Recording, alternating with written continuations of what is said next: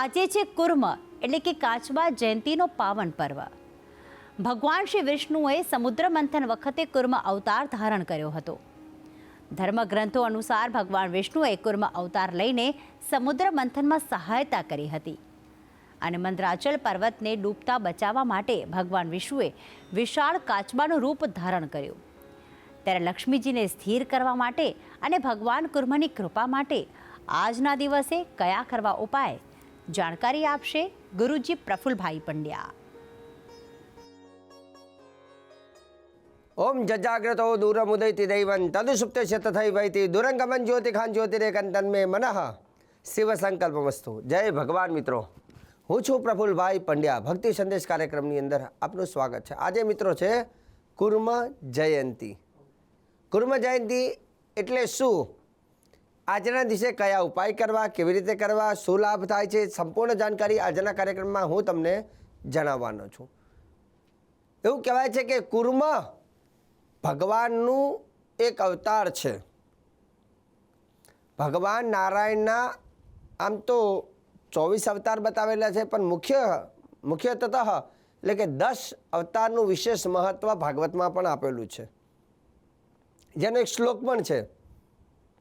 મત્સ્ય કુર્મ વરાહમ ચ નારસિંહમ ચ વામનમ રામો રામશ્ચ કૃષ્ણશ્ચ બુદ્ધ કલ્કી નમામ્યહમ. એવું કહેવાય છે કે ભગવાનના જે 10 અવતાર છે એમાંથી પહેલો અવતાર મત્સ્ય એટલે કે માછલીનો અવતાર હતો, અને બીજો અવતાર જે હતો કુર્મ હતો. કુર્મ એટલે કે કાચબાનું સ્વરૂપ ભગવાને લીધું હતું. ક્યારે લીધું? દેવતાઓ અને દાનવો એકત્ર થયા અને સમુદ્રને વલોવવામાં આવે છે. સમુદ્ર મંથન કર્યું, અને તે વખતે એવું કહેવાય છે કે સમુદ્ર મંથન વખતે એની નીચે ભગવાન કુર્મ સ્વરૂપે ટેકો આપવા માટે ભગવાને કુર્મ સ્વરૂપ લીધું છે, અને તે સ્વરૂપને કુર્મ અવતાર ગણવામાં આવે છે. કાચબાની પૂજા કરવાથી પણ લાભ થાય છે. અત્યારે તો જમાનો છે, ઘણા બધા તમે જુઓ તો કાચબાની વીંટી પહેરે, ઘણા લોકો ઘરની અંદર બાઉલમાં કાચબો રાખે, ઘણા લોકો પિત્તળનો કાચબો રાખે. પણ એ કુર્મ રાખવાનું પાછળનું કારણ શું છે એ પણ જાણવું જરૂરી છે. એવું કહેવાય છે કુર્મદેવ તરીકે ઓળખવામાં આવે છે. કાચબાને કુર્મદેવ તરીકે રાખવામાં આવે છે. કાચબો જે છે, તમે કોઈ મંદિરમાં જશો ને ત્યારે જોજો, શિવાલયમાં ભગવાનની સામે નંદી છે અને નંદીની આગળ કુર્મદેવ છે, અને કુર્મદેવ એટલે કે ભગવાન વિષ્ણુનું સ્વરૂપ ગણવામાં આવે છે. જ્યાં જ્યાં કુર્મની સ્થાપના થાય ત્યાં ત્યાં ધનની વરસાદ થાય, મતલબ ધન લાભ થાય. હવે પ્રશ્ન એવું થાય કે કાચબાને ધનથી શું લેવા દેવા? પહેલું તો કુર્મ જે છે એ વિષ્ણુ સ્વરૂપ છે, અને બીજું જોવા જાય તો વિષ્ણુ ભગવાન લક્ષ્મીજીના પતિ છે, અને ત્રીજી વાત કરું તો કુર્મ ઉપર લક્ષ્મીજીની સવારી પણ છે. લક્ષ્મીજીનું એક સ્વરૂપ કુર્મ સ્વરૂપ એટલે કુર્મ ઉપર સવારી પણ છે. તમને યાદ કરાવી દઉં કે તમે ઘણી વખત યંત્ર લેતા હોય, શ્રી યંત્ર, અને શ્રી યંત્ર તમે લેતા હોય ત્યારે જોજો કે કાચબો હશે ને કાચબાની ઉપર શ્રી યંત્ર મૂકેલું હશે, જેને કુર્મ મેરુપૃષ્ઠ યંત્ર કહેવામાં આવે છે. કુર્મ મેરુપૃષ્ઠ યંત્ર એટલે કે કાચબાની ઉપર શ્રી યંત્ર સ્થાપિત કરેલું હોય. બીજું, કુર્મની પૂજા કરવાથી લાભ તો કે દીર્ઘ આયુષ્ય,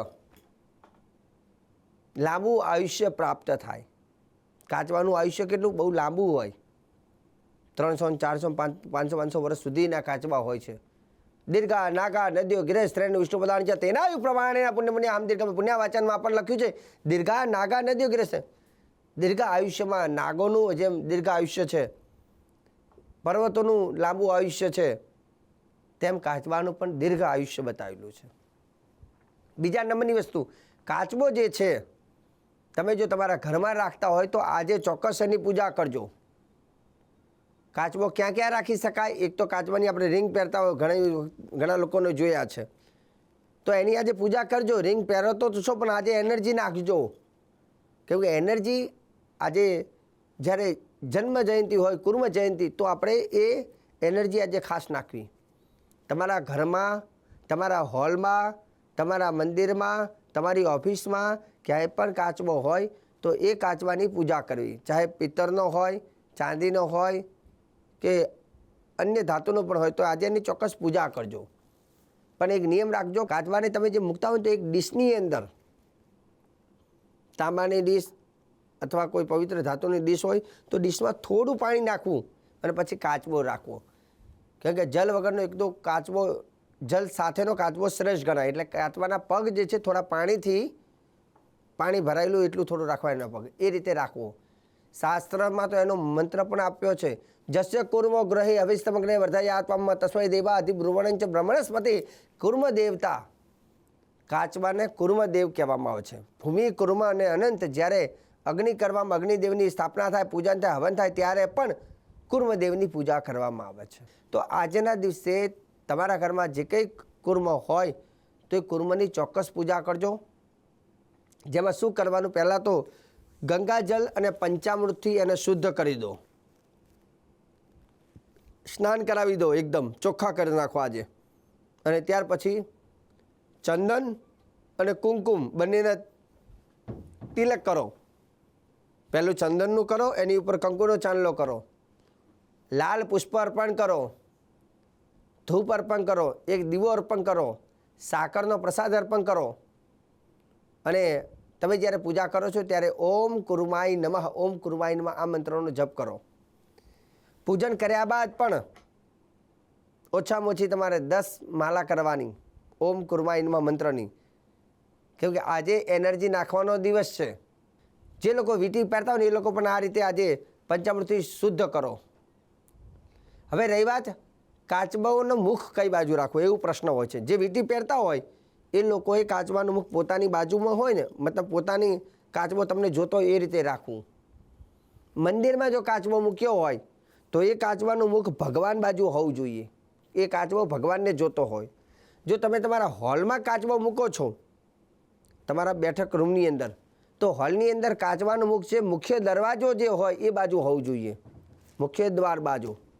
અને તમે જો તમારી ઓફિસમાં અંદરની બાજુમાં, એટલે કે મુખ્ય દરવાજાથી થોડીક અંદર ઓફિસ હોય અને માણસ જે બોસ હોય કે કામકાજ કરતો હોય એને ત્યાં કાચબો રાખ્યો હોય તો કાચબાનું મુખ ઉત્તર દિશા બાજુ હોવું જોઈએ. કેમ કે ઉત્તર દિશામાં લક્ષ્મીનો વાસ છે. ઉત્તરે મહાલક્ષ્મી નમઃ, આ રીતે રાખવું જોઈએ. ક્રિસ્ટલનો કાચબો હોય તો સંબંધોને મધુર કરે છે. જો કાચબાની ઉપર બીજા તમે જુઓ તો ઘણી કાચબાની ઉપર બીજા નાના નાના કાચબા હોય, સંતાનોના રૂમમાં મૂકવો હોય તો એ રીતે કાચબો મૂકી શકાય. પ્રમોશન માટે ખાસ કરીને પિત્તળનો કાચબો શુભ પરિણામ આપે છે. કાચબો એવું કહેવાય છે કે મનુષ્યના ધૈર્ય, શાંતિ અને લક્ષ્મીની સ્થિરતા રાખે છે. ખાસ કરીને ચાંદીની અંગૂઠીમાં પણ, જે કુર્મ રિંગ બનાવતા ચાંદીની અંગૂઠીમાં પણ પહેરી શકાય. પણ ખાસ કરીને કોઈ જીવતો કાચબો ન રાખવો જોઈએ. તમે ધાતુના કાચબા રાખો, કેમ કે જીવતા કાચબાને ક્યાંક ભોજન ન મળ્યું અથવા ઘરમાં આંસુ પડી જાય, કેમ કે એની બધી સેવા કરવી આપણા માટે અશક્ય હોય છે. જેથી ધાતુના કાચબાને વધારે વિશેષ મહત્ત્વ આપવું જોઈએ. તો આજનો ભક્તિ સંદેશ કાર્યક્રમ કુર્મ જયંતિ હોવાના કારણથી આજે કુર્મ ભગવાનની પૂજા પાઠ વિધિ વિધાન મેં જાણ કરી છે. અને આગળ પણ હું પ્રફુલ્લ પંડ્યા આવી જાણકારી, શ્રેષ્ઠ જાણકારી, સુંદર જાણકારી રોજે રોજ આપતો રહીશ. કાર્યક્રમ જોવાનું ચૂકતા નહીં. મને આપી દો હવે તમે રજા. જય ભગવાન.